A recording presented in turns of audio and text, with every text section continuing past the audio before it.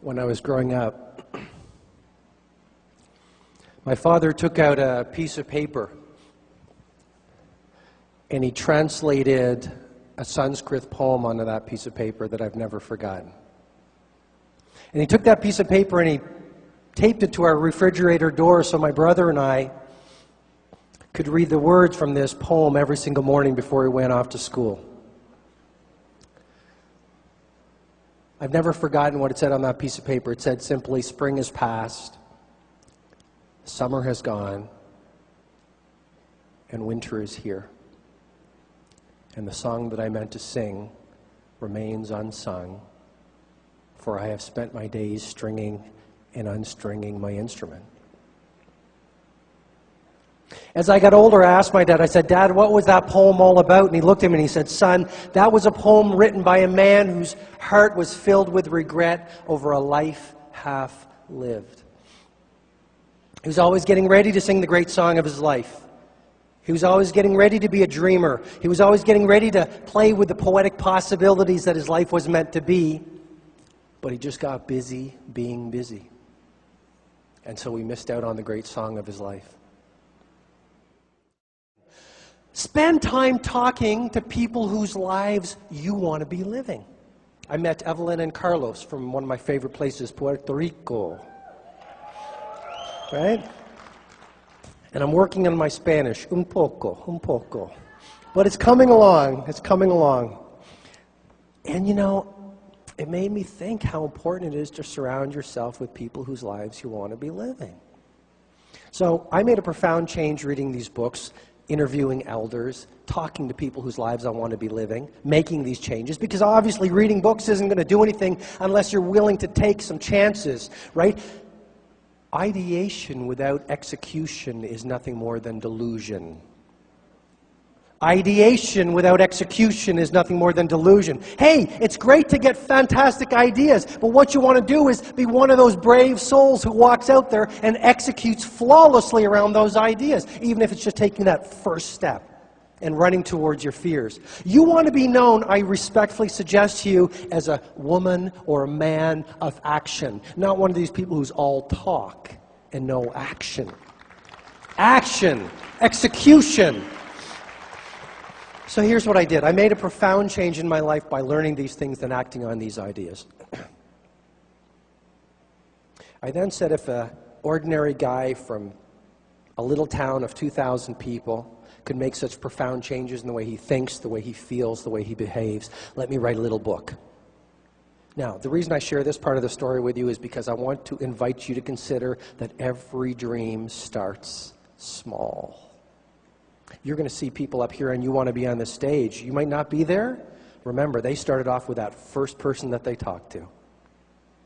FedEx, the first night in business, you know how many packages they sold, that they moved? 15. Let's not forget that Bono and his bandmates started off with that first gig in Dublin. Let's not forget that Richard Branson started off with a little college newspaper when everyone laughed at him. Every dream starts off small, but you want to start and move it forward each and every day. And while everyone else laughs at you and criticizes you, pay no heed to them. Keep on moving your dream forward, because there is something magical about sticking to your dream longer than anyone around you thinks you have a right to stick to that dream.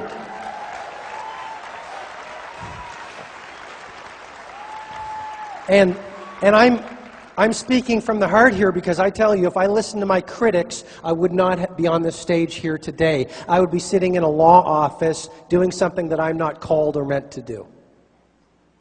So I self-published this little book called The Monk Who Sold His Ferrari in a Kinko's copy shop. I was still, not a lot of people don't know this, I was still practicing law. My mother was my editor. My father helped me sell the book one at a time. Now, there's about 3,500 people in this room. I'm so honored to be here. I'll tell you why. My first seminar, only 23 people attended. 21 of those people were my own family members. I mean, I tell you, Starting with a little dream, like building your business and saying, I'm going to get out there and I'm going to talk to people and I'm going to take risks and I'm going to work on myself and I'm going to be extraordinary. Because the days slip into weeks, the weeks slip into months, the months slip into years. Before you know it, 5 years have gone by. 1 year has gone by. Well, 1 year is going to go by anyway. Why not get there world class in this business, world class in your life?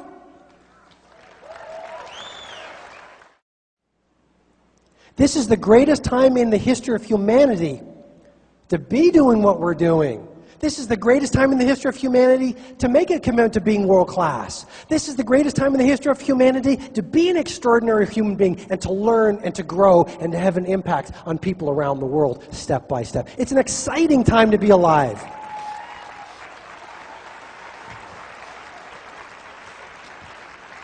So, the idea I want to share with you is on this Be an Extraordinary Performer, Don't Give Up. I want to read you a chapter from my latest book, The Greatness Guide.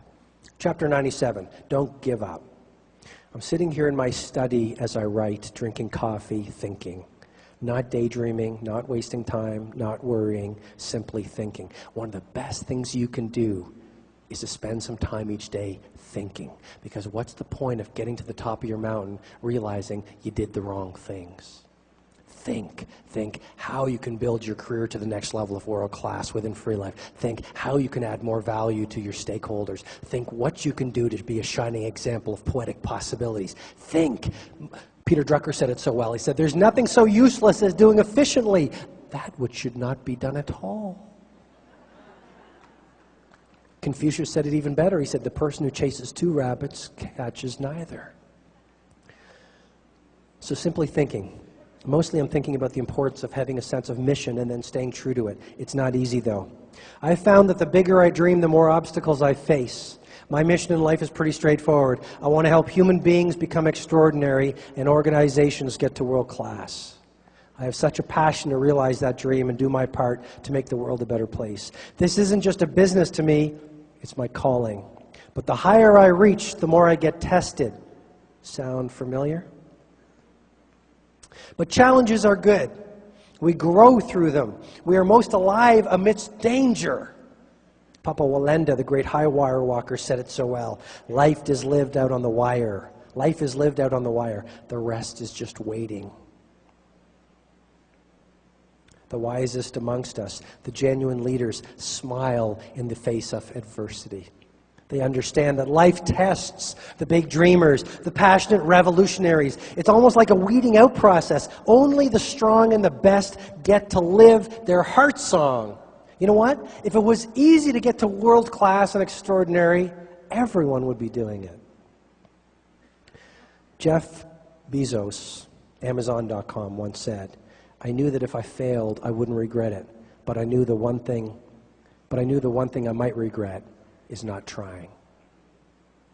I believe the only failure in life is the failure to try. I believe, ladies and gentlemen, the greatest risk you will ever face in your life is riskless living. That's why I honor you. Keep pushing the envelope. Keep dreaming. Keep growing. Keep talking to people. Keep getting better. Keep pushing the poetic possibilities that your life was meant to be.